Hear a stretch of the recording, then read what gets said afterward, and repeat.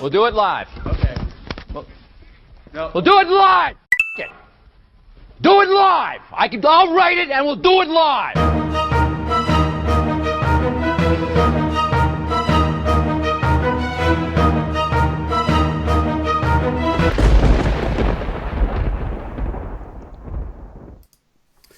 What is up, everybody, and welcome to another episode of Nintendo Talk Live. I am Bobby, the Nintendo Guru, joined by the master of PSVG, Donnie Reece. What is up, Donnie? Greetings, Koopalings. What's going on, Bobby? Not much. How are you? Doing well, man. I think we came right out as you're like putting ice cream in. He's shoveling away. He don't care.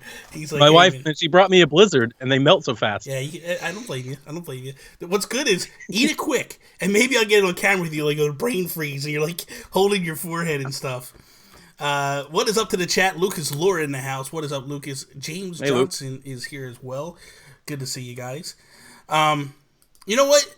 Let everybody know where they can find you at. Let's start with that. Let's start with you first. What can you tell us about PSVG and all that stuff? Well, thank you, Bobby. You can follow me on Twitter at Playin Nintendo, and you can follow my entire team on Twitter at PSVG. We run PlaySomeVideoGames.com and the PSVG podcast, where we try to bring all the latest bits and all the fun for PlayStation, Xbox, and of course Nintendo. And we have a group of folks for every dedicated brand, and some of us are nicer than others, and I'm most commonly known for saying some most outlandish blanket statement remarks you'll ever hear. So if you want somebody to argue with, I'm definitely your guy. That's a good thing. Sometimes. Gabe Hills, what is up, Gabe? So I was just playing Splatoon with Gabe, James, and Rybo, and I gotta tell you, man, I am digging the fact that we can play with friends during Splatfest now, because it actually makes it feel like we're part of something now. Before it was like Splatfest would come, and it felt like after about midway through the day, I was like, all right, I'm on a lonely island, man. I can't play with my friends. I can't talk to anybody. Like, what do I do here? I feel like they got it together now. I feel like it's kind of really good. Do you? I like it. Yeah, I like it. Okay, go ahead. What's your problem with it? Here we go. What level are you at, Bobby? 25? I know you played a lot more than me. 25. I'm level 25. Okay, it makes sense. I just hit 15. Okay. I haven't played since last weekend. I've been reviewing other Switch games this week, and Miitopia. I've been doing other stuff, so I've been busy.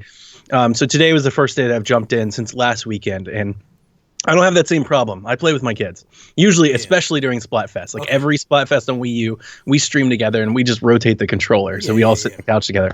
I streamed today for about an hour, 15 minutes.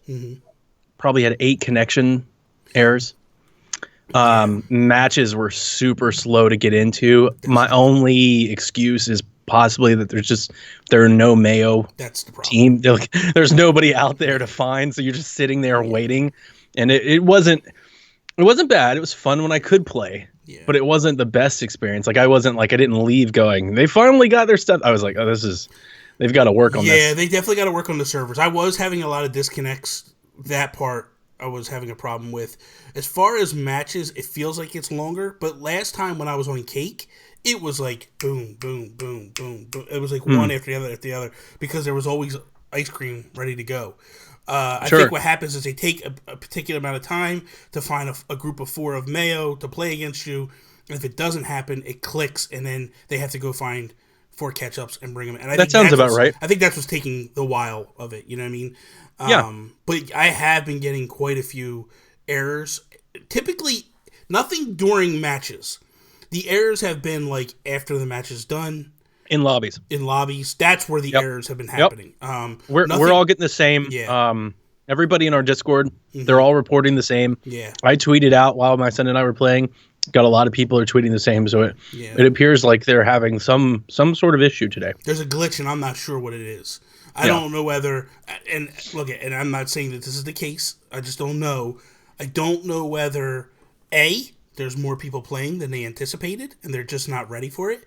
B, this new map, maybe there's something within the new map that's causing a glitch. You don't know. You know what I mean? Like, the map's good. I like the map. I do like the map. I like, too, that it's an exclusive map to Splatfest. I would almost like them to add another map. Make 2 exclusive maps just to Splatfest that you only play once a month. And then the third map would be just one of your randoms that you get rotated through. Yep. Because I like it. I also like that. I like the fact that, like, if you remember in the past, the maps didn't change. They stayed the same all day long. So you would get your 2 maps for the day, and you would never change, and it would stay. That could be another issue. We never got changes with maps before. It was, and when they did the global test fire/Splatfest before the thing went live, you were more or less, it was one change. So yep. there could be a lot of things going on behind the scenes that we're not 100% sure. But I'm not making excuses for them by any stretch of imagination. If they want me to pay for the service, they better step up their game with this and fix it. Real quick, man, Gabe Hill said prior, I'm going to scroll from it, he says, Donnie is one of my favorites. The way he broke down Zelda and explained how great it was, phenomenal. So thank you. Now I appreciate that. I have to deal with Donnie's ego for the rest of the show. But thank you, Gabe, for chiming in with that.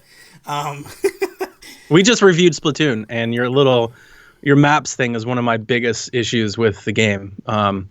Great game. Still, it's got that great Splatoon flavor, but I got major issues with the maps. They're still on rotations. There's still not enough of them. There's still not enough of them on rotation. We should have expected a lot more, and I don't feel like that's being too harsh on them. I don't understand. Because one of the things, other shooters do it, and that was one of the things that was brought up on our little Splatoon review cast, was all these other shooters do it, why can't Splatoon? I wasn't so enamored with that point, because I was like, well, this is Nintendo's first shooter, so to compare it to Call of Duty or Overwatch may not mean, that may not be apples to apples, but Mario Kart does it, man. Here's the Mario thing. Kart's got a bunch, you could then cycle through. Here's the thing that I feel where I disagree. Okay. Because I hate the fact of playing Mario Kart online, because not so much when you're playing with friends, but when you're playing with randoms, it's like you're playing the same tracks all day long. It never changes. The favorites get in there, and it's all that gets picked. And it's like, oh, come on, man. I don't want to do this. So what I would prefer they did is this. I talked about this on If We Were in Nintendo, I think, last week. I would prefer they add a third map to the rotation. And then we vote on those 3. Okay. But at the same time, they need to pump up the maps a little bit. I expected this week to have a new map, and we didn't get it. Other than this, and this is only staying exclusive to, because if you remember Splatoon 1, we got the paintbrush as the first weapon, and then the next week was Kelp Dome. And then we got a weapon, and then we got a map, and then we got a weapon, and we got a map. They need to get to the maps now. It's time. We're playing the same 6 maps over and over and over again. So and it gets boring. Yeah, I think once we get more content, a couple months go by, nobody will be saying that. I still don't like the rotation. I agree with you in everything you just said except for the rotation. I think we should ask for more than being able to play 2 maps at a time for any given period of time. It makes no sense. I don't understand. It's like a design choice that they're really sticking to their guns on that one. I don't understand and the same thing with Salmon Run, these limited windows are it's an odd approach. It's not necessarily a bad thing. Yeah. Except for when it's not. When it's not Moray Towers, I don't mind and I just play and I don't care. And then I get Moray Towers for 2 hours and I'm like, I can't stand, I want to turn it off. I'm I hate this now. Yeah. Jason Lacey, I was playing with him last week and he was saying that. We played last week. It was me, him, a bunch of us. And I was streaming and he came into the chat and he was like, I can't take Moray Towers anymore. And I was like, I agree. I'm like, it's fine. We got 2 maps. It's not going to be that bad. And then it was 5 in a row. Yeah, it's awful. And that's why I say I would rather they add a third map to the rotation and then just let us vote on those 3. Okay. All right. Then let me counter that. Go ahead. I would just say add 2 or 3 or 5, 6. I mean, why stop at just 1 more? But the problem with the vote, I think, is the matchmaking. It already takes so long to get into a match. It's to expect them to have everybody vote before they actually pick the next map. Do you feel like seems hard. Do you feel like a normal week day, like a normal Splatoon day, it takes that long to get into the matches? You know, when I play on my lunch break, it's definitely not as long as it is today, by no means. Yeah, today's... But it's also not fast. It's not fast like Mario Kart fast. Yeah. Mario Kart, you're in and out of that lobby in 30 seconds. Yeah. And like you know, Mario Kart's lobbies and map switching is almost so fast that it's hard to change your cart and your stuff at times. Like you got to like be quick. You got to like go change what you can as fast as you can because they're about to start again. You have to get back in the lobby. And Splatoon is definitely much longer than that. Yeah. I mean, and I don't mean to deter from the game. The game's really good. Oh, I gave it a 90. Like it's really good, but that's a flaw that I just don't understand why they're sticking to that fundamental principle, like with the game design. I think it's honestly and truthfully, I like this again. I like that they lessened the time from 4 to 2 hours. If it was a situation, I think the problem right now is we're just limited on the maps. And because of the rotation being shortened, it's a constant change, and we're playing them more often than we used to.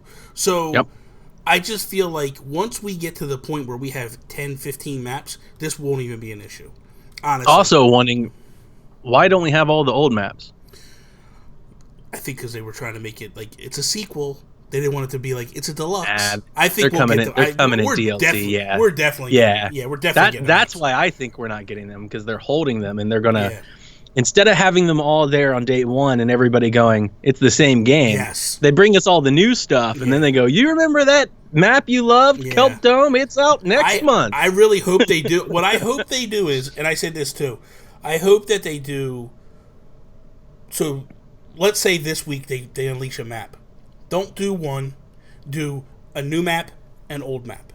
And then next week, or in 2 weeks, a new map, old map. And then after about a month, or after you get 4 of those maps in, then pull the old maps back and just hold off on them. And then start doing your new map. Because then you'll have enough variety in there. Right now, 6 maps is not enough. I think we're just going to get old maps. I don't think there's going to be a lot in the way of... I think we will get some new maps, but I don't think it's at the level that you're thinking. Like, I don't think we're going to get a new map and an old map. I think we're going to get a couple old maps, and then a new one, and then a couple more old ones, and then, like, a new one. Yeah. I don't think we're going to have... I mean, by the time this thing is done, so, like, a year from now, I'm not expecting to have, like, 20 maps. I think we'll have, like, 12 or 15. No, I do. I think by the time... I think we're definitely going to get a lot more maps. I think... It's just a matter of I think they're gonna flood us with them. I think we're gonna get a lot. I think they're doing a year's worth of content. You know, I just don't think it's all gonna be weapons. You see that from Easy Life? You see Easy Life Fast? I do. Okay. I just want to make sure you saw that. Pulling up your chat and all that. Yeah. I just wanted to see you saw that. So,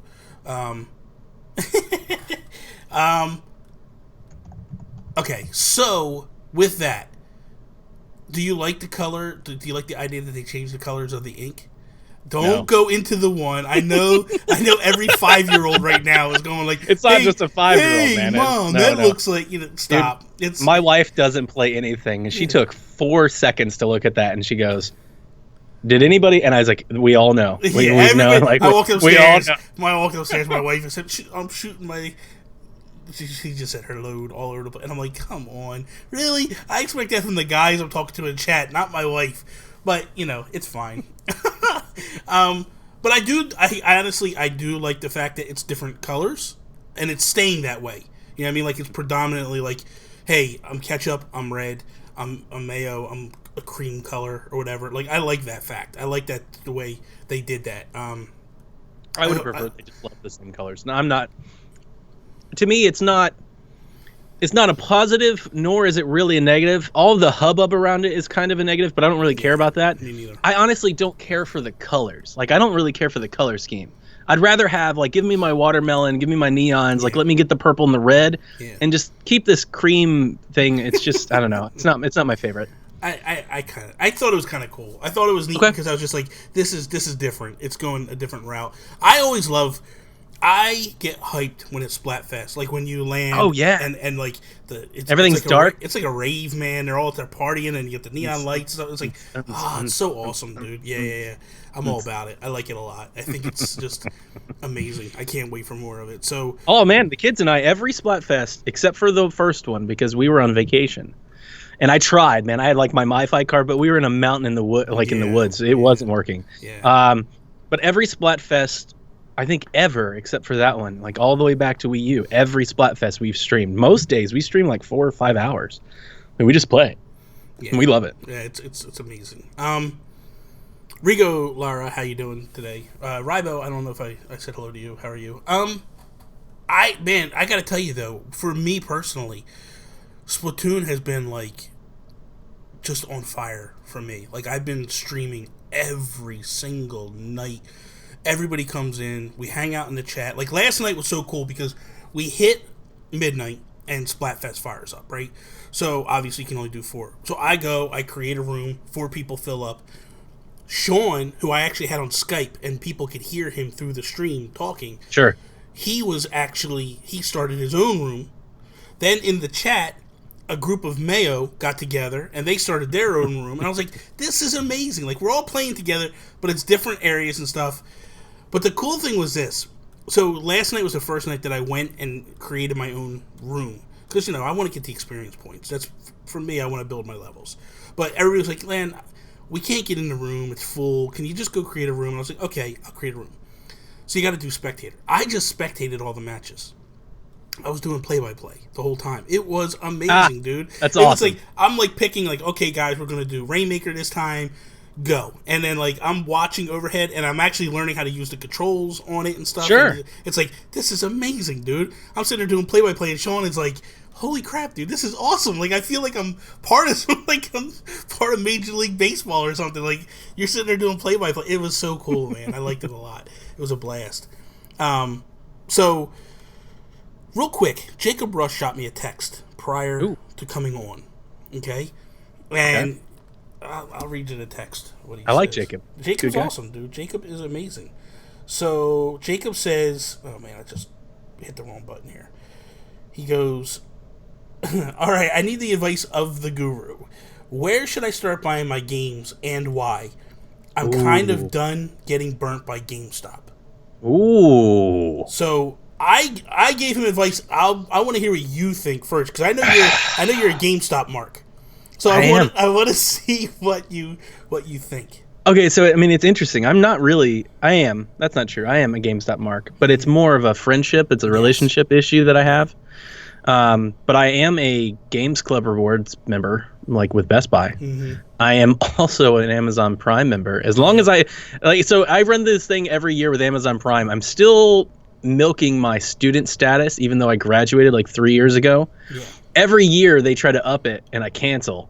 And if I wait about 4 weeks, I get an email where they send it back to me and they go, "Hey, we'll let you rejoin for $60." Oh. As long as I keep getting that email, I'll keep subscribing. But the day that they actually hold firm that $100 mark, I keep canceling it. I don't really. All right, my logic is not going to apply to Jacob, and for that I apologize. But I'll just to give you guys my logic. I have a very good close friend that runs a GameStop about an hour and 15 minutes away. We used to live like 5 minutes from the store, and then we moved.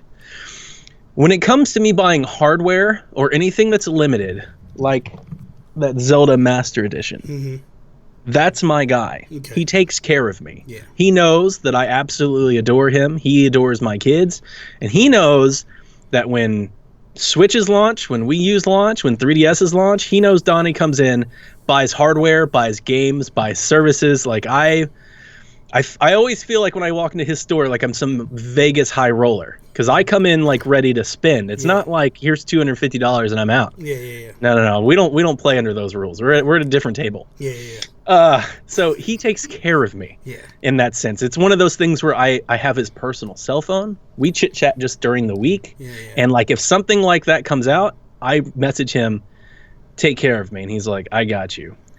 So with those things, I have a person. Now, we also have Coach Mo on the PSVG staff. You guys should follow him on Twitter. He's also great at that for other people. He also works at GameStop and has access to stuff. So for things like that, I am a GameStop mark. Mm-hmm. I also trade in a lot of things. I think you and I both shared something. I heard you say it on one of your podcasts or Twitter. I think we traded arms in like the same day. Yeah, I got rid of arms. I did too, and it was one of those things. I think you said like on Twitter, I traded in yesterday, and I had done we had traded it in the exact same day. So GameStop has the best trade-in values. So as long as I've got, they're the only ones that have trade-in values. I mean, honestly, well, I mean, Best Buy's got trade-in, but it's just not much. And like Amazon is like a 20% discount. I mean, GameStop, while they don't have the 10% off on used, they do have that 20. That Game Pro Rewards member. The trading credit's good. Yeah. Like you get good value there. So it's almost worth it to me in most instances to trade in at GameStop than it is to sell on eBay. Because by the time you pay shipping and all that, like you're basically what GameStop's giving it to you. So as long as I've got GameStop credit, I burn it. Yeah. Now, if I'm just buying games, I typically go with Best Buy. Because I drive by it every day on my way to work. It's just on the highway. So I hit the highway and I go right by it. On the way home, I come right back by it. And Amazon's burned me a few times where I pre-ordered a game and it shows up 4 days after launch. And I got to sit there on Twitter and watch people. There have been times where I've pre-ordered a game. It hasn't arrived. I've bought the digital version and canceled the pre-ordered version because it's so late. Yeah. Now, I don't live like, downtown Atlanta. Like I live in Georgia, but I'm about an hour and 15 minutes from like the heart of the city. So it's somewhat rural. Not really though. I mean, it's better than most. I've got a Best Buy and a movie theater and stuff nearby me, so it's not like crazy out in the sticks or anything like that. So I typically go with Best Buy. Also, man, I love those $10 reward certificates on those games. Like I got Mario Odyssey, NBA, WWE. I think I pre-ordered all of them Best Buy, and all of them come with $10 coupons. Yeah, man. Yeah. So when those come through, that's $30. Yeah. Plus the rewards that I got for using it, which are really good. So that's typically where I go. So for me, I don't go to GameStop unless I have to. Okay. Because my issue is the people that are at my GameStop, they're phenomenal. I really like them a lot. That's good. But the problem is like it's just I don't like the fact of like when I go to pre-order something, I can't. By the time I go to pre-order it, it never has in-store pickup. It's always online. By the time I get to the store, it's sold out. Because I'm working during the day when a lot of this stuff goes up. So that kind of sucks. If I had that kind of relationship where I could be like, hey, I'm going to come in, please save something for me. That might be one thing, but they won't do it. I don't have that relationship with them. And this guy I've known since I was in high school. And this is 10 years. That makes sense. That's a he knows what he's getting with you. It is what it is. Miguel Roman, what's up? That's my buddy Miguel. We actually just Lucas says that he's Team Digital. That's what I want to get into that as well. Okay. So but real quick. So for me, what I do is I go Gamers Unlocked. Gamers Unlocked is 20% off on everything that I buy from them. They didn't take away the 20% off Amiibo, so I'm paying $10 for Amiibo, which, guys, look behind me. I have to have that. I have to save that $2-3. It would break me if I didn't save that $2-3. So I basically go that way with Amiibo. I go every way with game. If I can do it through Best Buy, I do. Now, the only way I go through Amazon, I got one here too. It's so pretty. It's beautiful. Well, you know me, like I bought cards, like so I went the opposite way. Yeah. But I could not have this one. That one's amazing. Like, this one is the best. It's nice. It's really nice. So for me, I try to avoid Amazon now. Amazon, I don't know what is going on at all with Amazon. They are not hitting their dates. Like, I think they have a deal with Nintendo where they're not shipping early. I think they're shipping it after the fact. And what I mean by that is they wait until the day of the launch to ship. It used to be they take your money on Wednesday, they'd ship it Wednesday. And then it was showing up Tuesday, or it was showing up Thursdays. And people were like, oh my God, you would always see pictures of people like, thank you, Amazon, I got it early and all that stuff. And like, I think Nintendo was like, guys, this ain't going to happen if you want to sell our product. Because if you remember, there was a long time Nintendo and Amazon were like not getting along. Didn't have anything. Yeah, it was all third-party stuff. Yes, they weren't getting along at all. And then this bond came together, and I think Nintendo said to them, like, if you do this is the way it's got to be done. I don't like it. It is what it is. Now, for me, I just want to see what Miguel says, because Miguel is my guy that he's my buddy, but he always goes to GameStop because he actually has the relationship like you have, where he rolls in there and they love him to death and they'll do anything for him. So that's the main thing. But so for me, digital versus physical, I would love to buy everything digitally. That's what I did with my 3DS. I don't want to carry cartridges. I don't want to have a bunch of cartridges. The problem is that Nintendo is just not cutting the price. I'm not paying... Now, for Splatoon, I did, because that's a game that I'm going to have all the time, and I just want to be able to lock and load and go play anytime. But Zelda, Odyssey, Mario Rabbids, they're all going to be physical because I can save... Like, why am I going to pay $60 when I can pay $42?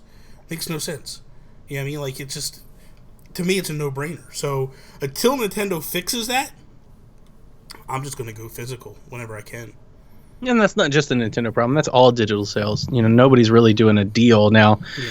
It's up to them to make my Nintendo rewards worth it at some point, but so far it's not. Yeah. But Lucas, to help you over there on Team Digital, I own one Switch physical game, and that's Zelda. Yeah.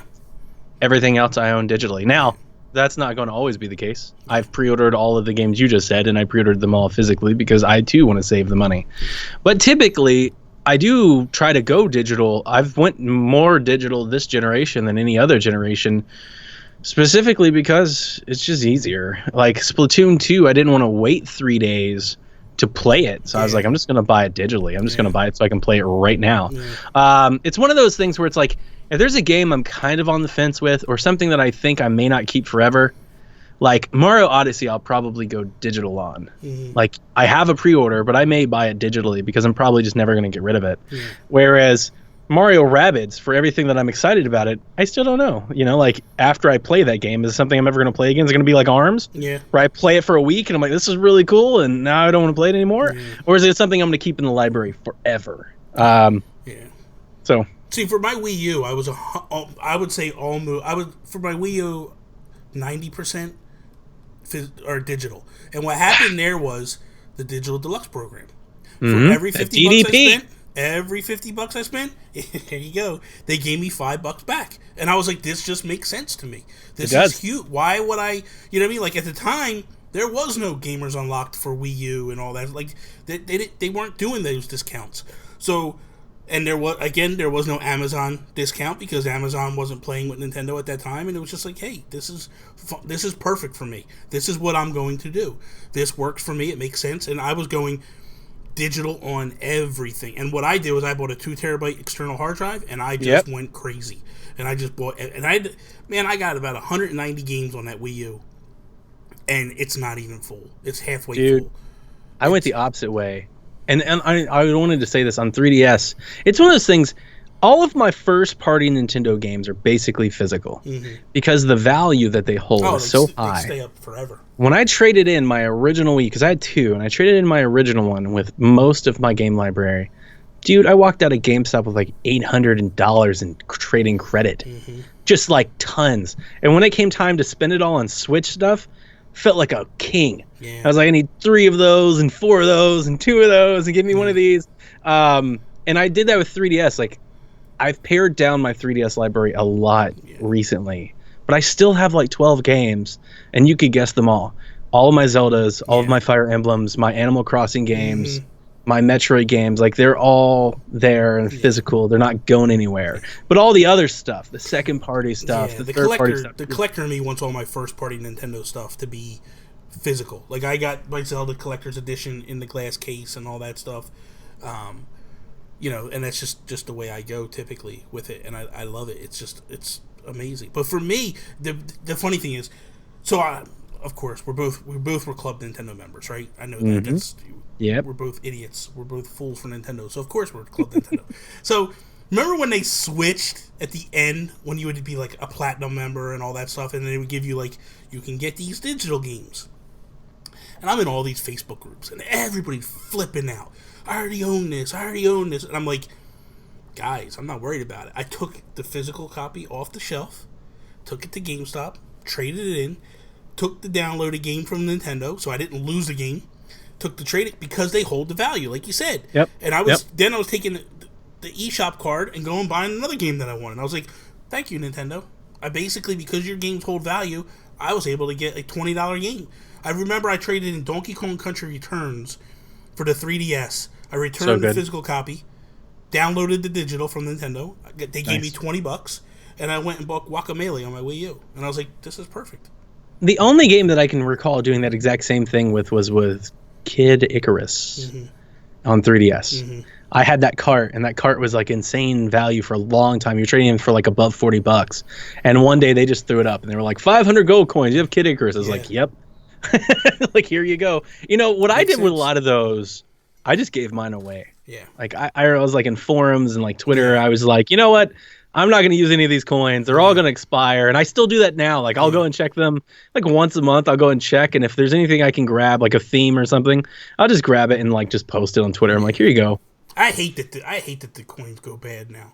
Because I don't understand why they should expire. It's stupid. You know what? Why? Well, here's the thing. What? Give me something I can buy and then make them go. You know what I mean? Like, but hang on a second. I agree with you. Yeah. Please don't take it that I don't agree with you. But why even have them expire at all? The only it's just digital offerings. What are you scared of? That, like, somebody's going to take you to the cleaners with platinum coins? It makes no sense. They're going to buy out the store of wallpaper. Like, come on. It makes no sense.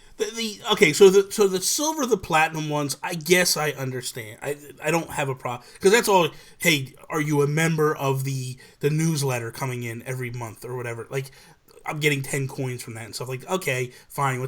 The gold coins better never disappear. And I don't think they do. Because the gold coins, I'm spending money. You better not take them away from me. I think they do, actually. I don't think they do. I don't think the gold I'm going to have to go check. I thought they did. Don't tell me that, because I'll be raising hell, man. I'm going to fact check. I'll be calling Nintendo tomorrow being like, dude, I want my coins back. You didn't tell me these things. Well, of course, they told us. It's probably in the fine print there. Yeah. God, I'm going to kill somebody now. So you're a sports guy, correct? I am. I'm a huge dude. So I want to ask something before we get into it. Before we really dive They do expire. They do expire. Donnie, all the coins expire. The Fire Emblem coins expire. The Mario Run stuff expires. Miitomo stuff expires. Platinum and gold coin. They all have an expiration date. Such BS. It makes no sense. Especially when there's nothing to buy. That's the thing.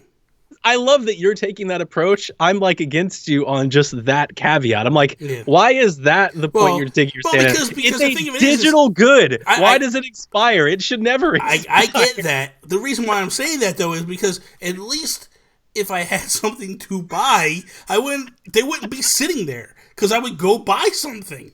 Like I earn on my Xbox, I earn points when I buy stuff, and same thing with my PlayStation. They don't expire. Yeah.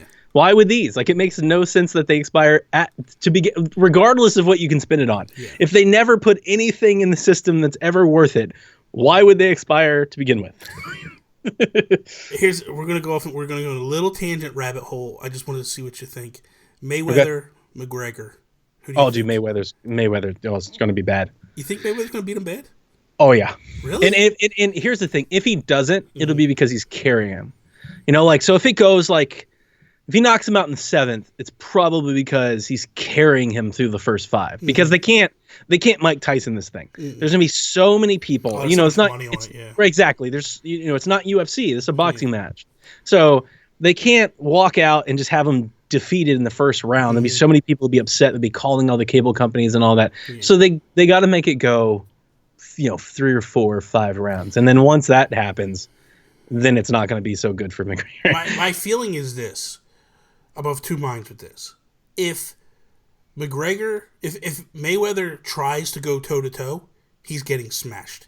McGregor is strong. McGregor not a chance. Doesn't matter. Dude, I'm telling you, I think that he'll hit him with a punch, and I think that he can hurt him. I really do. But if he does his typical run, and when I say run, I don't mean that facetious. Like, it's boxing. I get it. He's boxing. If he boxes him, I think he obliterates him. That's just my opinion. The problem with all of this is it really should have been like a 2-fight fight, right? They should have had one in the octagon and one in the ring. They really should have, because it's not apples to apples. Yeah. This is very much apples and oranges. Yeah. And McGregor, and it's nothing. I think a lot of I've heard that sentiment from a lot of my friends, and I don't mean to speak for you. Tell me if you disagree, but so many people dislike Mayweather, and I'm kind of included. It's not like the best person to get behind. It's not like somebody you really want to root for. Yeah. So many people want to see him, kind of have his words stuffed to them, that they want to root for whatever. Yeah. But don't let that appeal steer you away from his talent. Like, he may not be a great person. I think Floyd Mayweather's one of the best boxers of all time. I think what Conor McGregor's not. Like, this is not good. This is not good for him. He's in a bad spot. I don't know. I disagree a little bit with that. I heard he's being knocked out in his sparring sessions. Yeah, but I also heard that he just this past week put a beating on a guy so bad he quit the sparring sessions. Well, I heard his sparring partner quit. It wasn't because he was taking a beating, though. Because McGregor was kicking his ass. That's what it was. Well, when you're getting knocked out in a sparring session, that's bad. Like, if you look at the footage of the guy, his face is all lumped up, man.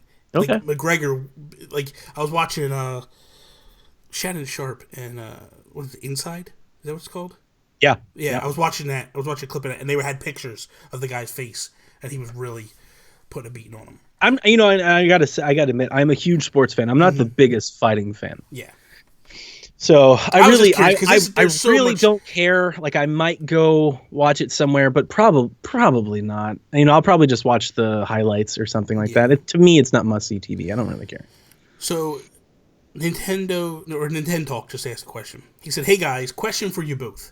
I know you were talking about GameStop earlier. What could they do to make a comeback? Sell retro games? Thoughts?" They do sell retro games. They sell a lot of them, actually. There's a huge digital storefront for them. But digital. But I think he's talking more the physical. Well, yeah, like they do carry some retro stuff in house, but it's few and far right between. now. Yeah, it's temporary. So they'll take it in and they'll keep it while they can, and then they ship it to the center. Yeah. But their center actually, so to stick up for them, I've bought some stuff recently retro for them, and they actually have pretty high quality standards, far better than what you'd find at like a flea market or something. Yeah. So feel confident and be trustful when you buy like an N64 cart from them, because it's probably going to come with really good art with little to no markings. It's going to be in good shape. And if it's not, they will replace it. Yeah. My Ocarina of Time cart just went out. My son has my 64. We just pulled out all my retro stuff a couple weeks ago. And my Ocarina of Time cart wasn't working anymore. And I went to their website. I got all this credit that I'm still sitting on. And I popped them $25 for another Ocarina of cart. And the one that came looks brand new. It looks like it's in like mint condition. It looks fantastic. And actually, they sent me the first one. They sent me the contacts were worn. I took it into the store and I showed the guy. And this wasn't my guy. It's just a store, the nearby one. I go, yeah, I just bought this. See, the contacts are worn. And I was like, sorry, I didn't bring the shipping label. He's like, don't worry about it. We're going to get you another one. And they shipped me another one. The new one looks brand new. That's amazing. Awesome. That's awesome. I think, so for me, I think GameStop is in a little bit of a jam. And I think I think a lot of it has to do with, they just have a stigma to them. That where there was a time, and I know earlier you were saying like they have the best values in terms of trade-ins and all that, but like there was a time when they had phenomenal trade-in value. Like, you could go in there and all games held their values, not just Nintendo. You would get, like, you would go into the store and you could buy Persona 5 off the shelf, literally go home, put it in, take it back in, and they would probably take, like, $3 off, $4 off and give it back to you. And that's changed. Now, I understand it's a business and it's a corporation and they're trying to do what's right by them and all that. But at the end of the day, like, there's got to be a middle ground. Like, when you're basically giving, like, I bought games and I've gone, well, ARMS is a perfect example. ARMS was the first game that I ever bought that I didn't get a lot of money for. I got like $30 for it. And I paid $60 for it. So it was like, damn, that's weird. Like, that just blew me away that they didn't give that much money for it. But I think that I think partly they should probably up that a little bit. And maybe, I know that if you're a member there, they give you a little bit more money, and they do have good deals, and it's a wheel and deal type thing. Like, some weeks you go in there and they have like 75% extra on your trade-ins and stuff like that. I just think if they just took away that whole stigma or that wheel and deal type thing and just said, hey, we're going to up the percentages a little bit, so this way all year long, no matter when you come in, it's the same better value. So I just think they need to do that, but I also think that they need to, it just feels like when you go in there, it's like abandoned warehouses sometimes. Like, nobody knows what's going on. The people that don't work there, they're just trying to sell you that the Power Plus card and all that. Like, that's all they care about. And it's like, again, it's corporate mentality and it's what they're trying to do. But at the same time, it's like, man, if I walk in there, here's an example.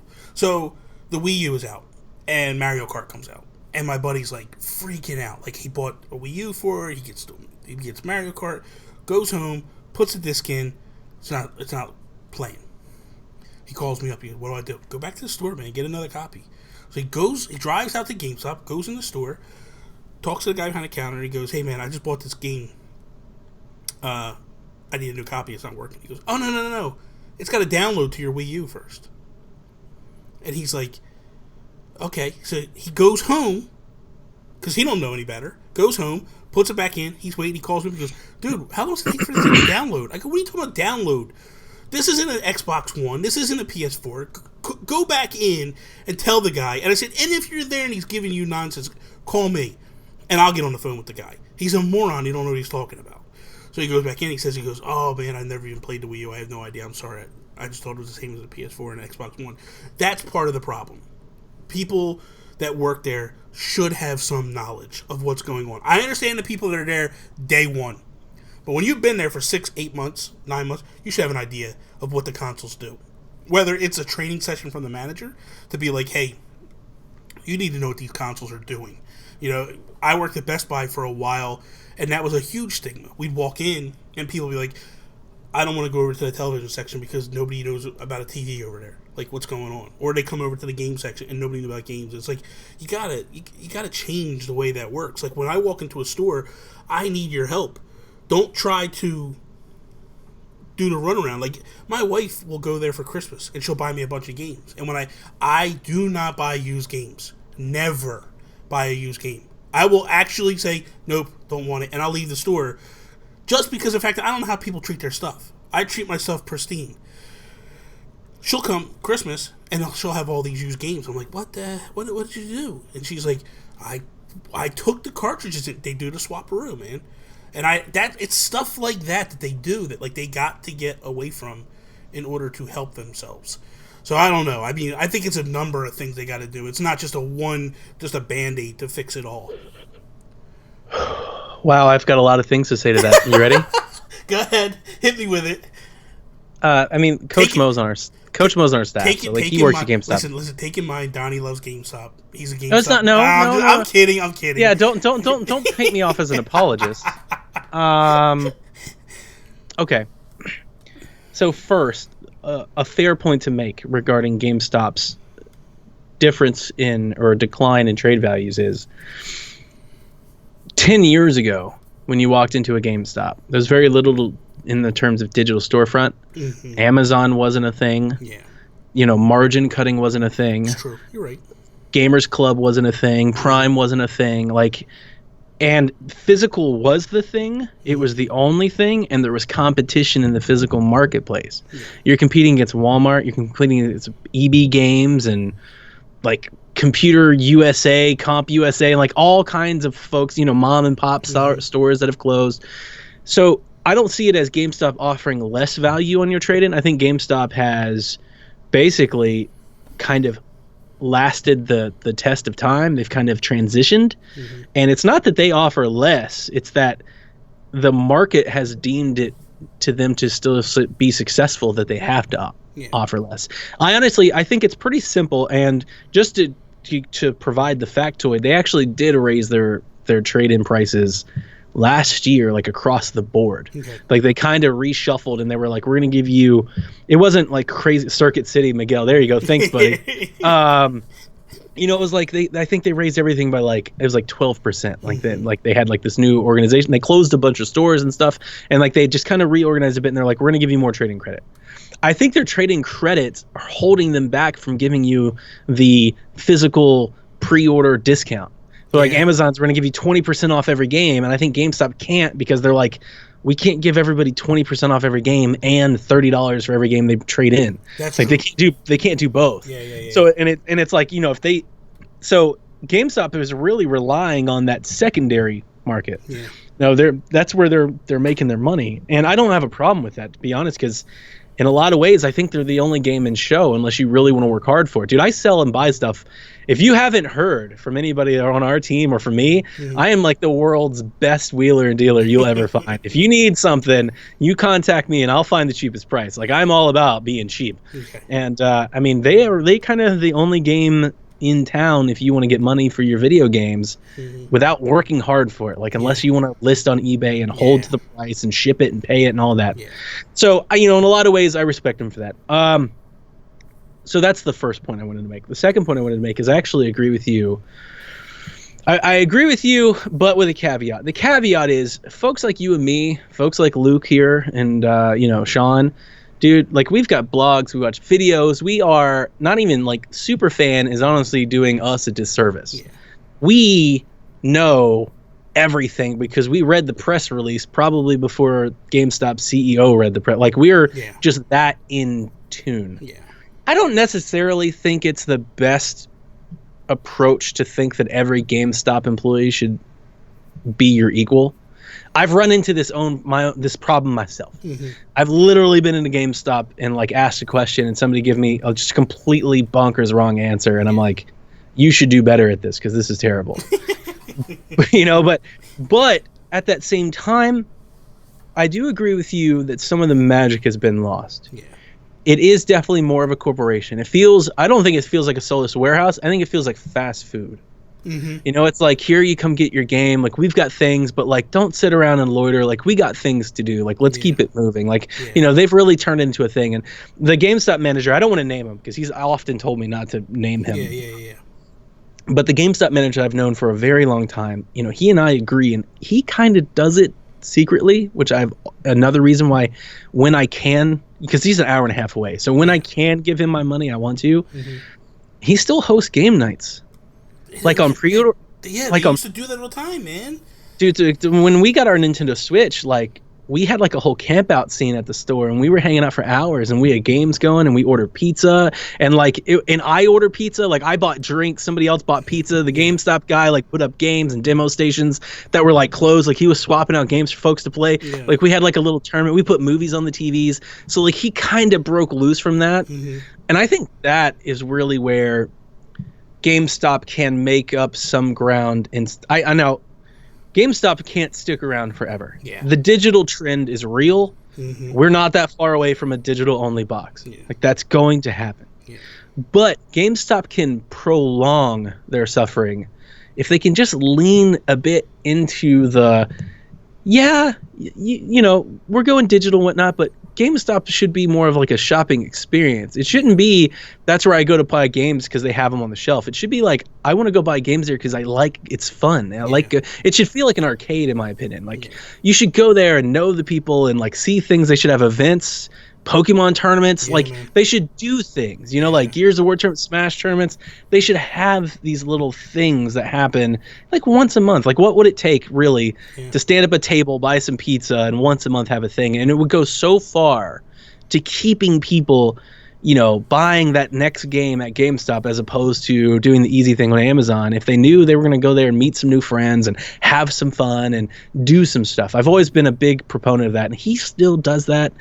I know a lot of other stores don't, and I definitely agree with you in the sense that because they've kind of lost a lot of that in the last 10 years, they're, it feels like they've lost some soul. Yeah. Yeah. And there's something about it that I can't, and that's what I was trying to say. Like, it's not one thing that you just do and it fixes. It's not a one cure. It's, like, they have multiple facets of issues that they have to address across the board. And I think a lot of it is corporate. A lot of it is, like, if there's a situation, here's an example. Miguel, when he actually pre-ordered the Twilight Princess amiibo, mm-hmm. he did it in store. And corporate never shipped it, never did anything. And when he went in there, they didn't have it, and he got upset about it. But he was like not mad individually at the store. He knew where the issue lies. And there's a lot of times, like there's times where he does things and he'll order something and he'll pick up the phone and call corporate and like yell at them and stuff. And he's like, but that's, you got to understand that like the people that are working at the store aren't necessarily to blame. You know what I mean? It's sure. Or at least some people. Yeah, I mean, a guy that goes and says, "No, your Wii U disc isn't working. You got to go download it." That's an issue, And like you said, yeah, I agree. Like, we're super nerds, so us rolling in there, like we know more than what they are. But at the same time, they should have some knowledge to like. My GameStop manager lets me answer the phone. That's how close we are. Like, if he is crazy busy, because there are times like, like I said, I used to live nearby. My in-laws still live nearby. Every time I go see my in-laws, I stop and I don't buy any. I just stop and say hi. Yeah. And just hang out. Yeah. And there are times that he's crazy. If he's got 6, 7 people in line, he's running the shop by himself because, he's got budgets and margins that he's trying to underhear. Yeah. He just hand me the phone. Yeah. Because he knows that I know probably more than any of anybody in his staff. Like they're calling me and Final Fantasy out. I'm like, yep, it's out. You can get it for $47.99 used. It's $60 brand new. It's pretty good. It's got some good reviews. Like I can go with anybody. But his whole staff's not that way. Most of them. It is corporate, like profit margined. Bleeding edge of profit, corporate America, like a pizza chain or like Walmart and. They hire high school kids for $7 an hour until they graduate, and then they don't care how long you've been there, and they fire you and move on to the next one. I'm curious how long they'll be around. Less than a decade. You think less than 10 years? I've been telling my GameStop manager has been trying to find a new job, and I think it's largely because I've been telling him. I honestly, less than 10 years. It wouldn't surprise me if 5 years from now. Maybe they're not completely gone, but maybe it's like Think Geek kind of GameStop. Maybe it's like a bunch of geek stuff. And which you're starting to see already. You're starting to see them push a lot of stuff, statues and toys and all that stuff. It wasn't at one time. It was just needs to be merchandise because they can't. I honestly wonder if our next console generation lacks physical media. It wouldn't surprise me in the very least. When you say it out loud, you're like, no. But then I sit back and I'm like, man, it makes so much sense for the hardware manufacturers to do it, though. I think Nintendo would be the last to go, honestly. As much as I know they are pushing hard for digital, I can definitely see Xbox and Sony. I think Xbox is the first to go that way, just because they're that cutting edge. They're so in touch with PC, and that's the way PC is. PC is strictly online. That's just how you get games. So I can see Xbox going first, Sony a close second, and I think Nintendo would definitely hold out as long as they possibly could. I think the only thing that holds it back is the internet companies, honestly. I was listening to Chris McCracken on We the Gamercast. I listened to that too. It was fantastic. It was a great show. And Chris says, he goes like, I'm almost completely digital. That's all I am is digital. And he's like, and all the time I don't understand why people don't buy it. But then he was like, I also realize I have like amazing internet and I don't have these issues that other people have where the providers like bogging down the internet when you go over so many megs and all that stuff. So I think once we get that all cleared away, and once you get like third world countries like Scotland that don't have broadband to some degree, and that's just a shot at my buddy, Alan Paxton, because he's got like the worst internet in the world. But honestly, like once we get to the point where everybody has really good internet, I think that's when you'll start to see things change. Because even in the United States, there's pockets of the United States that just have horrible internet service. Right, but here's and I agree with that. I don't necessarily think the focus and the emphasis on that decision rests solely with that hurdle. Yeah. I know it makes sense for us as consumers. I get what Chris is saying, and I don't necessarily disagree with it. Yeah. But I also don't think Sony's going, we can't go full digital because of Nebraska. Yeah. They're not thinking about that. I don't think it impacts their margin. Like, I really don't think they really care. I mean, you remember, it wasn't that long ago that Xbox was telling Army folks that they couldn't play the Xbox One because of their DRM policies. Yeah, man. They were like, sorry, like you just, so many other products that are kind of in gaming are already doing it. It's not unheard of. Yeah. Like DRM is a big thing. You're not, like CDs. I always point to music. Like CDs are still around. So like you could still do a digital console with still some sort of merchandise, physical media, be it a code or something like that. Because we're basically doing the same thing. Like you're buying the download. You're not buying a disc. Yeah. So I could see so let's put it this way. I could see the next Xbox, and I'm just picking on Xbox because you said PC. I honestly don't think Nintendo's that far away, especially because they were focused on portables. I could see Nintendo doing a non-physical tablet. I really could. I don't see that being crazy at all. I'll tell you why I don't, but go ahead. Okay, so Xbox comes out with a console. It has no CD drive in it at all. It is 100% digital. It's a PC without an optical drive. Yeah. And then people, obviously, Kotaku's going to go, this is awful. Yeah. What about my uncle that lives in Oklahoma? Yeah. And then Xbox goes, well, for those people, here's a $50 CD drive that they can buy and attach it to it, and we'll still make discs. And what they'll do is they'll just wait for those sales to dwindle, right? Until they're like, we no longer support it, just like they did with Kinect. Yeah. And what do we have? We still have the digital future, like right on our doorstep. And they're taking care of Oklahoma, and they're making money off of it. Yeah. Like, they're honestly charging those people. And, like, there are folks like us, and I keep picking on the Midwest. It's not necessarily the best thing, but there's people like us, they're like, well, we can't stand for North Dakota. And it's like, guys, that's not where they're not selling 2 million Switches in North Dakota. Yeah. Like, sorry, it's just not. They don't really care. Like, as long as they can sell it to New York and Atlanta and Tokyo and California and LA and Dallas, like, that's really, they're the trendsetters, and that's where it's going to lead. The reason why I say Nintendo would be the last. I really think they'll be the last to go. Okay. Couple reasons. One, they're always the last to jump on the ship when the other guys go. They fight it to the bitter end. They push digital. I know they push digital, but they pushed it hard and they pushed it early. But they haven't. But to me, I haven't felt the push as much on Switch as I did on the Wii U and the 3DS. I felt it hard with the Wii U and the 3. Definitely with the Wii U because they were offering discounts. Dude, yeah, they were so upfront with it. But then it just feels like with the Switch, there hasn't been that push for it so much.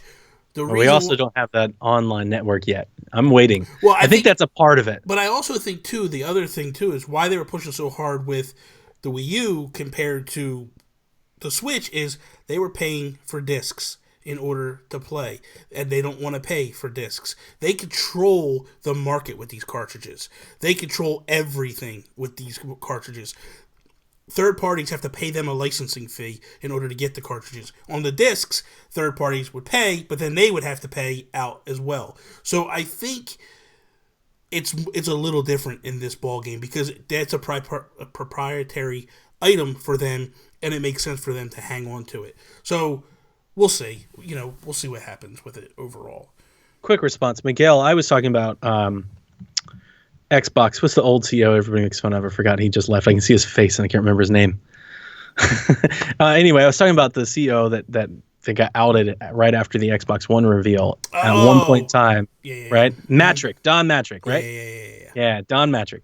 Matrick had that interview about the military. I understand that you can play Xbox anyway. I fully understand how many changes Xbox made. Yeah. The original version of the Xbox was DRM, digital only. You had to have internet signal to play. Yeah. But Bobby, you're right. You're not wrong. The only reason that I said that is if they keep going down this portable mode, like if they keep making tablets, like the Switch is a tablet. Yes.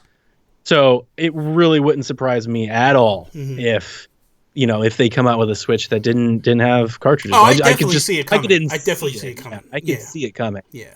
I think within 10 years, it's the way you'll start to see it's happening.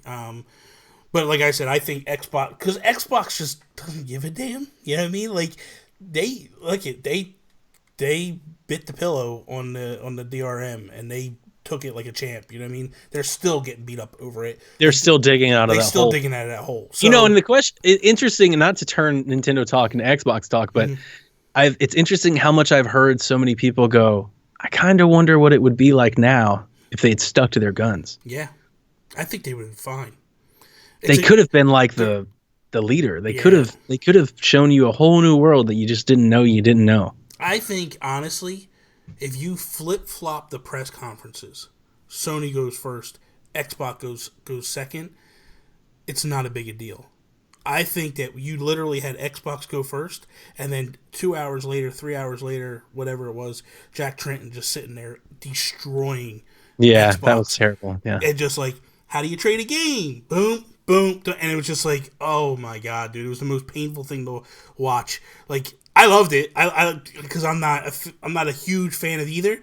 I'm a Nintendo guy, so I was just like, this is amazing. But at the same time, I was just like, this is killing Phil Spencer and these guys. Oh, yeah. These guys are just getting... Don Matrick. Well, Don Matrick. But they're getting crushed at this point. You know what I mean? Like, Phil Spencer, dude, I love that guy. Like, he's got me to buy an Xbox One, man. He's the best. Yeah. I really feel like he's the best. And, you know me, man. Yeah, I love Nintendo, but I'm above Homerism. Yeah, man, I love that. There's just something about Phil Spencer, man. You want to root for that guy. Yeah, man. Yeah. know? Even when he comes out and he lies to you, and he's like, "We got 42 exclusives," and I'm like, "It's amazing." And then he starts, and I'm like, "Phil," but I'm like, "Oh, it's okay, Phil. You're all right. I love you, Phil." You know what I mean? So it's good. It's good. Real quick before we wrap up. What are you looking forward to for the rest of... I don't want to say the rest of this year. I want to say the rest of the year till we hit March 3rd next year. Oh, so wow. The finality of 1 year of the Switch. What are you looking forward to? Just Switch? Just Nintendo. Okay. Fire Emblem. Dude, Fire Emblem Warriors. I waved the flag so hard for Hyrule Warriors when I felt like nobody else was. Oh, dude, and like I've brought so many people over with me. I can't tell you like the Married to the Game's wake of people that have came behind me and they're like, Donnie's right, that game's pretty fun. Like I owned the Wii U version, I bought the 3DS version, I played them both, and I unlocked all the adventure maps on both. Like it's such a good formula. Yeah. And Fire Emblem almost makes it better. Yeah. And I say that as a lifelong Zelda fan. Yeah. But the way Fire Emblem goes with the different warriors and the way that they're going to fit into the... Like, it's a perfect formula for Fire Emblem. It's better storylines. It's deeper storylines. The art style is going to fit in better with, like, the cutscenes and the voice acting. You're not going to take it so harshly because it's not Link, right? Like, when you do something with Link, there's so much that comes with it. You know, like, it's so criticized. What, like, everybody's talking and he just head nods? Like, yeah, and you've got people that hate it, and you've got people that hate Zelda's voice and all that, and then, like, you throw Fire Emblem, nobody cares. Nobody says a word. Exactly. Yeah, so it's so much a better fit for that. Yeah. I'm so excited about that game. Yeah. I'm also so excited. I say this with some hesitation, for the return of sports games on Nintendo, and not just Nintendo, but portables. Yes. It's been so long. Like the last portable sports game that I really enjoyed, like Mario Golf or maybe Hot Shots on Vita or Madden on Vita. I'm 150 plus hours Mario Golf on 3DS. If you haven't heard me talk golf games, you have no idea what I love me some golf games, man. And like, so, I'm real excited to see WWE back on a Nintendo console. It's been so long. I know, me too. I say that, though, having known that we haven't even seen it yet, and I'm kind of scared. We haven't seen NBA yet. I pre-ordered them both because I want them, and I want portable versions of them. Yeah. Like, portability means more to me than the better enhanced graphics that it'll be on other consoles. Plus, as I said in the PSVG podcast, dude, I already own NBA 2K16 on PS. I don't need another NBA game over there. Yeah. But getting me an NBA game on the Switch, I can play it whenever I want. Yeah. That has a lot of appeal to me. Yeah. But you know, getting those games back in the wheelhouse is, I hope they're good, because I mean, I'm scared. We're like 2 months away and I haven't even seen a picture yet. Yeah. But those Fire Emblem Warriors, I mean, I'm dancing around the juggernaut and I'm doing it on purpose. Xenoblade Chronicles 2. Yeah, man. I played so much Xenoblade Chronicles X. It's so good. I really wanted the port rumors to be true. I honestly wish the port rumors were. I'd honestly probably rather have that than 2 so far. See, like, I like the original better than X. So. Oh, okay. Look, the fighting is the same, right? It's all the same. But I just liked the storyline. I liked Shulk. I liked the Monando. I liked the whole storyline around it all. So for me, it was like, oh, okay, this is gonna get the one thing that drove me up the wall with X. 2 things. The hokey ass music when you went back to the home base. I was actually just about to say, man, I really like the music. Oh God, come on! Nobody likes. I like the music when you're in the world. The flash drive somewhere that I ripped and stuff. It's really good. Donnie, if you're being stop, when you're in the world, it's great music. When you go to that hub, it is horrible. It was kind of like Arms. Oh, so bad. No, that is so bad. It's so good. Bad. The other thing I didn't like about it was this, and this was my biggest fear with Zelda, was I didn't like the fact that your character was a deaf mute who, when you're fighting, he's yelling off commands and doing stuff, and then the minute you huddle back together again, he can't talk. And it's like, but they can hear what he's saying mentally. And it's like, no, man, just give the guy a voice. Like, give him dialogue. Dancing around all the best parts of it, though. Those mechs, though, man. Did you make it, like, how far did you play at? I got to the mechs.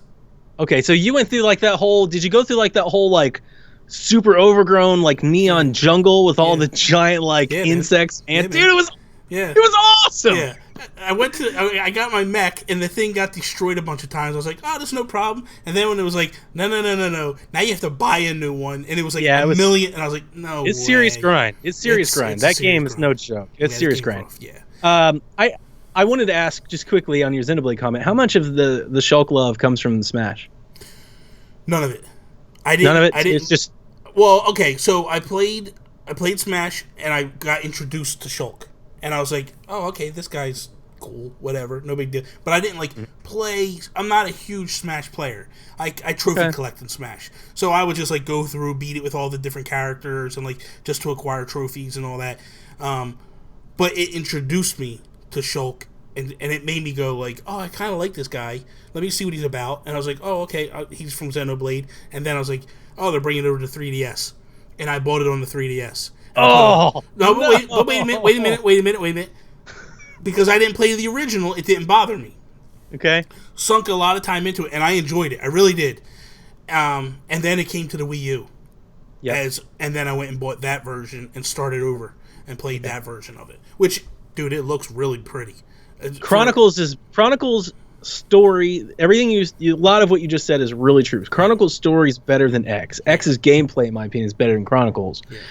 I played Chronicles on Wii when it came out, like at launch. Like I was I was a big fan. And when I bought it on 3DS too, and I played it for like maybe 5, I was like, this is awful. Like they took a lot of risk, and like that was a very, they reached too far with trying to put Xenoblade Chronicles on 3DS. Like that was a bit too high.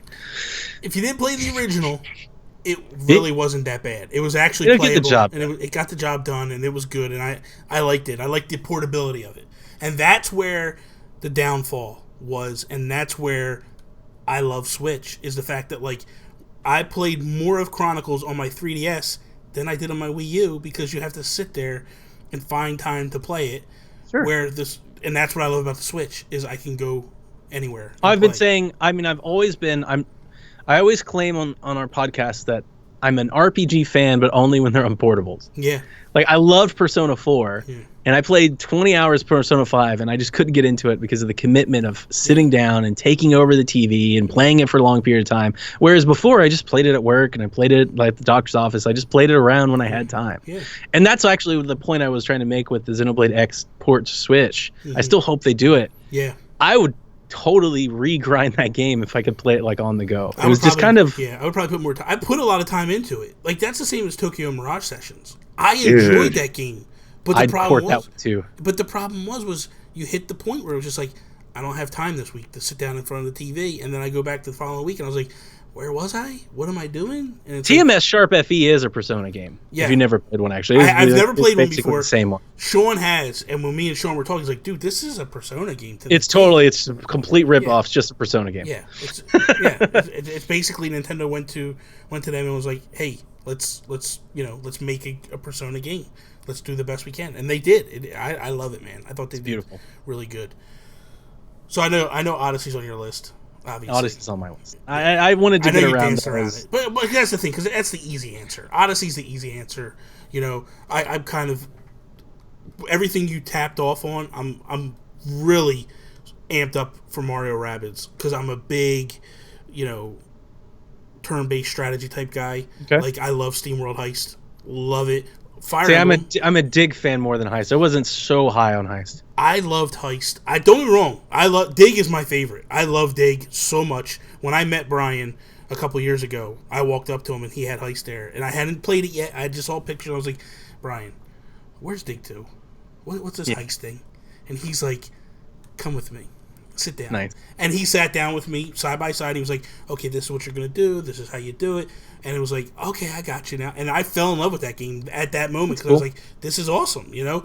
I was actually going to say Dig 2 and Runner 3. Yeah, man. I can't wait for Dig 2. Flipping Death as well. I can't wait for Flipping Death. That is going to be... I love Zoink games as well. I can't wait for that. Like, that's going to be... There's a lot of good games coming for...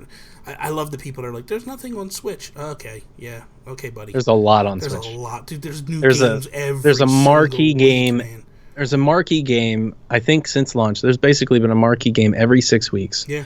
With a litter of B, C tier titles coming out every week. There's tons to play. And by the time this end of this year... Digitally, I think I already own over 20 plus games, and that'll probably double come Christmas. By the time we get to Christmas, Splatoon was the reason I stopped buying games. Honestly, I was buying a game every single week, but I'm like, I'm not going to waste the money right now because I got no time for it at all. See, I there's actually been a part of me. I was actually just talking about this last night. There's been a part of me because I've been wanting to play other games that I haven't played as much Splatoon 2 as I kind of want to, but also there's a part of me that feels like, even though it's better, because it is better, it looks better, it's got new weapons, some new maps. I've already beat the solo campaign. I beat that last week before we reviewed it.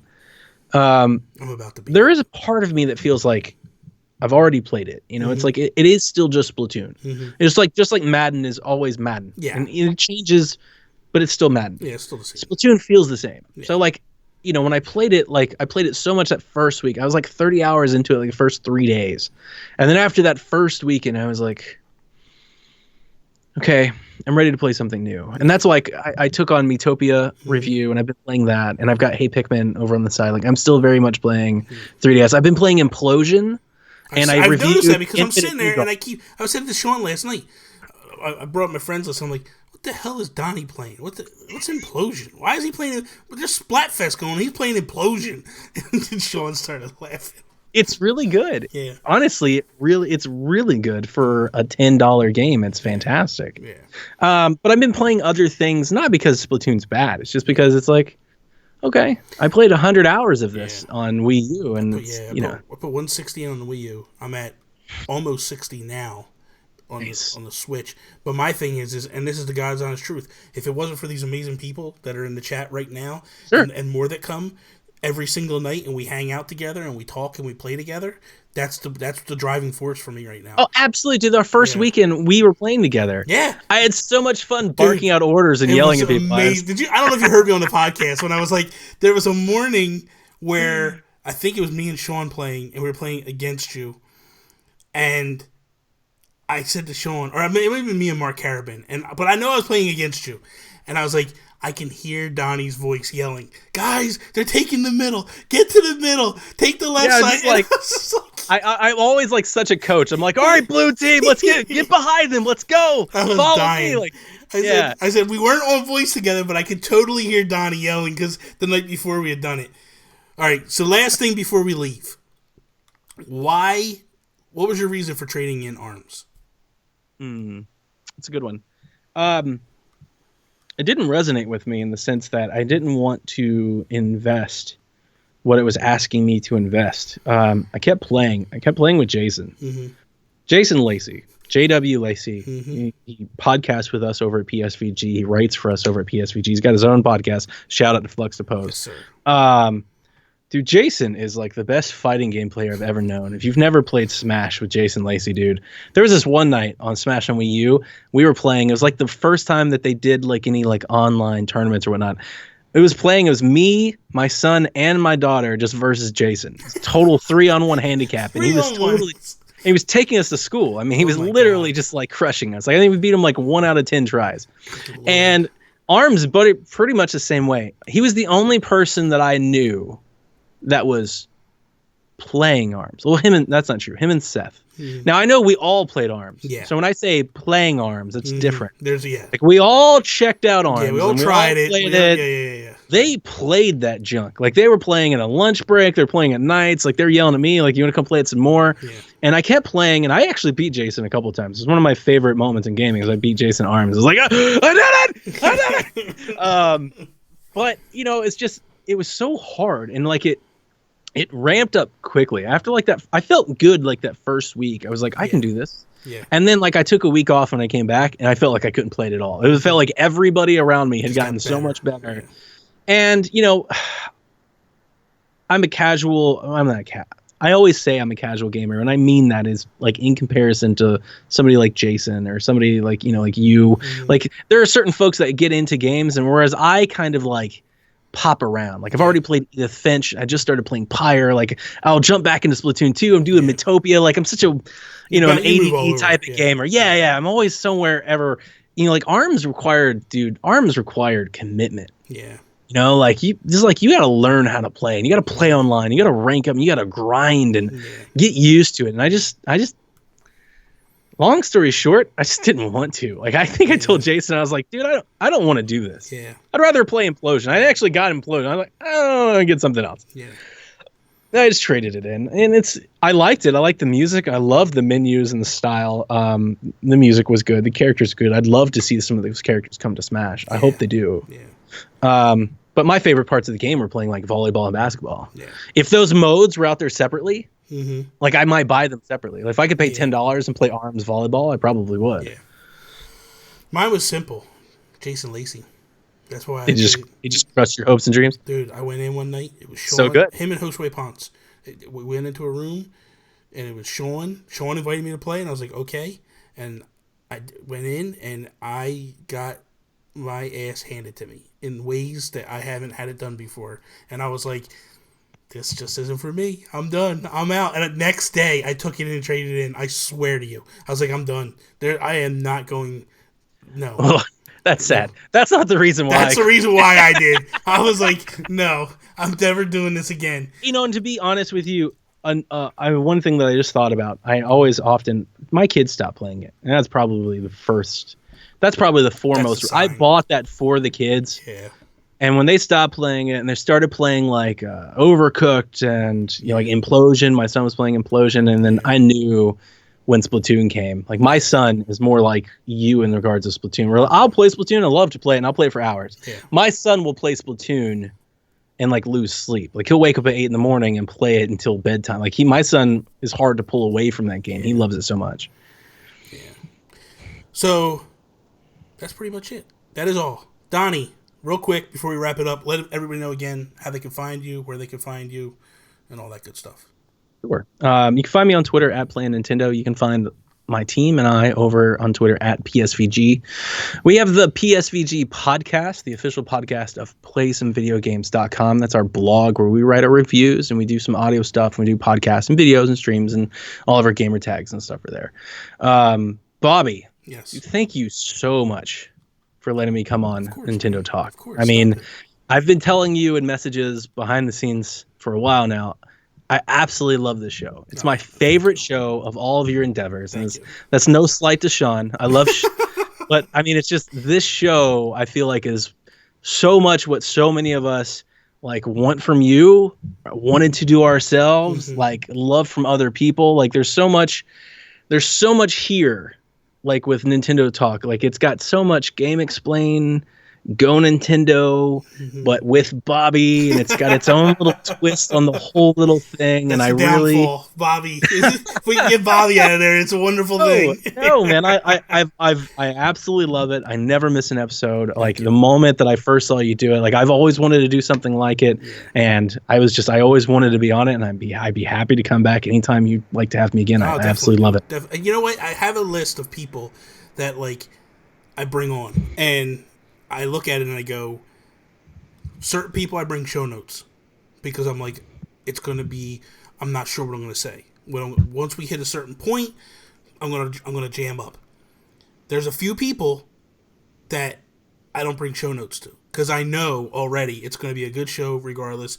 And you were the guy. I didn't even bring show notes. You even said before, like, what are we talking about? I'm like, we're just going to riff. It's Nintendo. And I know that there's certain people that love Nintendo, and can just talk about it. And you're definitely one of those guys. So it's never an issue for me to bring you on because I know that, like, dude, this is what, the third or fourth show that we've done together on different. Oh, dude, yeah, endeavors? our Zelda chats were great. Oh, and yeah, and it's like, we flow. It's easy for us to talk. We just get talking, and it's like you take two idiots that love to talk, and then give them something that they love to talk about, and they're gonna ramble forever. And that's essentially where we're at. You know what I mean? So it's, yeah, man. And Joseph Polly, he's another one. Joseph Moran, Polly Games. Yeah, Polly Games is great. Dude, he came on. And he was the same thing. He's like, dude, I don't know what we're going to... I'm like, don't worry about it. We got it. Doesn't matter. And it was like, I didn't even have notes. It was just like, boom. And there's a few people that I come in and I don't have to prep. I don't have to do nothing. It's like, the minute the camera goes on, I know what it's going to do and go. And it's, those are the guys that'll come back with numerous. And the one thing I will say is, like, I haven't had Sean on. I haven't had Toby on. And it's not a slight to them in any stretch of the imagination. The reason why I didn't bring them on yet... Toby is probably never going to come on because I do it so damn late. It's like 1, 2, it's like 3 in the morning for him right now. So he's sleeping. He's not getting up to do this. And he'll tell me, I got no interest to do it. I'm not coming on. So that's fine. But Sean, because we do so much together already, there'll come a time when Sean will definitely come on.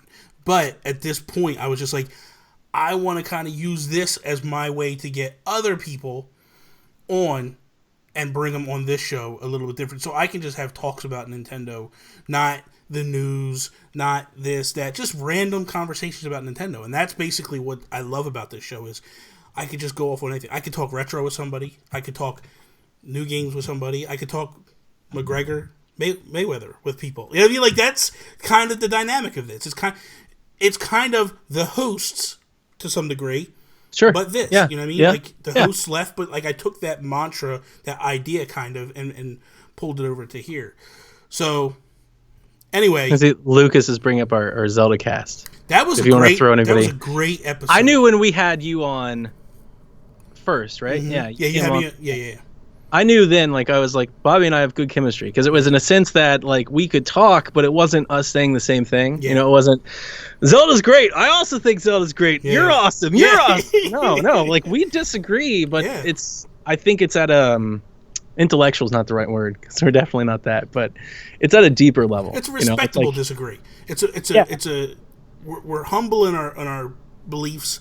It's not an argument. It's not a fight. Yeah. We can sit there and talk to each other, and it's like, okay, he's making points that I agree with completely, but I have my beliefs, and it's like we're not sitting there like, you're wrong, you're stupid, blah, blah, blah. And it's like, I did that back when I was a kid around the lunch table with kids when they were telling me that Sega Genesis was better than the Super Nintendo, and it's not the way it is. You know what I mean? Like, you guys are idiots. So. Are you on the SNES Classic watch? Did you talk to your listeners about the treasure truck deal? Did you get one from there? I did.